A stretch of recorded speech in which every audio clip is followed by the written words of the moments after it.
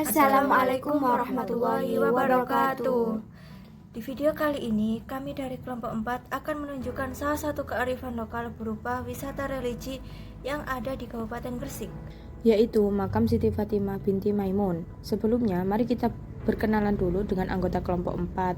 Akan saya Fitri Karuniawati dengan NIM 233011111 dari kelas manajemen C pagi kelompok 4. Kenalkan, nama saya Isnini Rahma dengan NIM 230301129 dari kelas 4 C pagi kelompok 4. Perkenalkan, nama saya Ramdhani Nafita Permata dengan NIM 230301110 dari kelas manajemen 4C pagi kelompok 4 Kombi.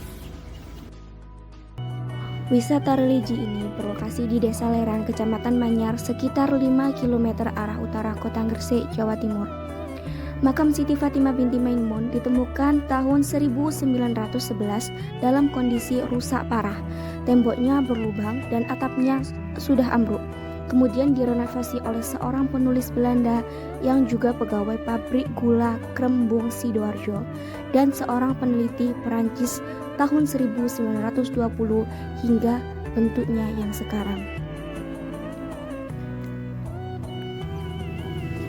Di luar area makam terdapat satu pendopo yang biasa digunakan oleh peziarah untuk beristirahat. Booth ini merupakan foto papan yang berisi informasi terkait makam Siti Fatimah binti Maimun yang berada di sekitar area makam tersebut. Menurut keterangan Ibu Ainul Rofiah, juru kunci makam, Siti Fatimah binti Maimun itu datang ke Tanah Jawa atas perintah Syekh Maulana Malik Ibrahim untuk menyebarkan agama Islam.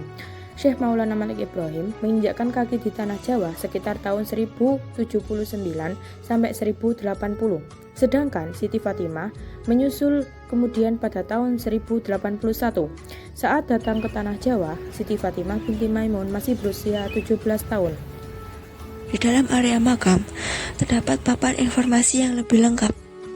Papan informasi tersebut memuat informasi tentang makam Siti Fatimah binti Maimun yang telah disahkan menjadi situs cagar budaya oleh Kementerian Pendidikan, Kebudayaan, Riset, dan Teknologi. Di dalam papan informasi tersebut juga tercantum beberapa kegiatan pelestarian yang pernah dilakukan oleh Balai Pelestarian Cagar Budaya Jawa Timur. Di halaman area sebelum makam Nyai Siti Fatimah binti Maimun terdapat beberapa makam tidak dikenal dan tidak beraturan, termasuk kedua makam yang ada di foto ini.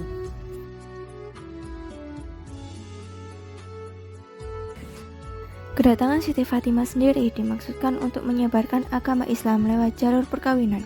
Kala itu, Syekh Maulana Malik Ibrahim berniat mengawinkan Siti Fatimah dengan seorang raja yang beragama Buddha.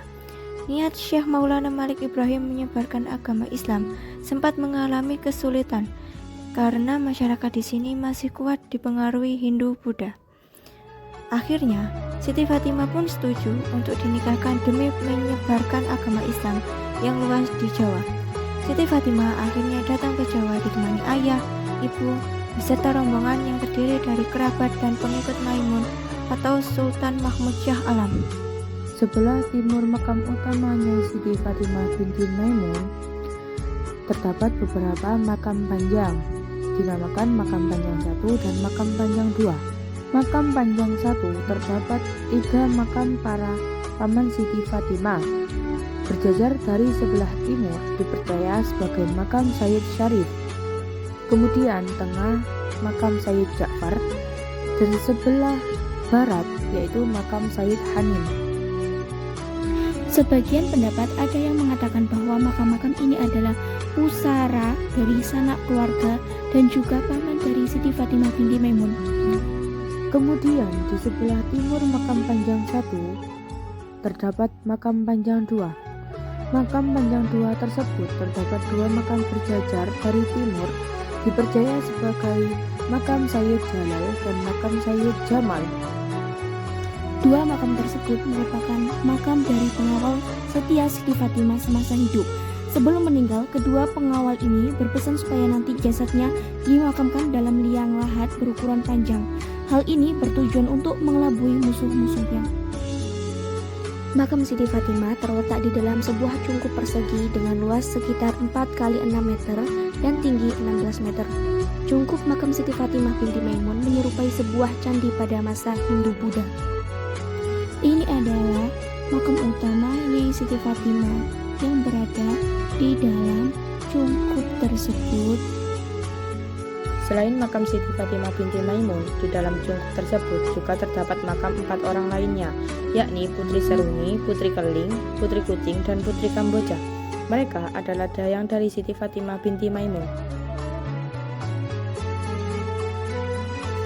Akhirnya, Nyai Siti Fatimah setuju untuk dinikahkan demi penyebaran agama Islam yang lebih luas di Jawa.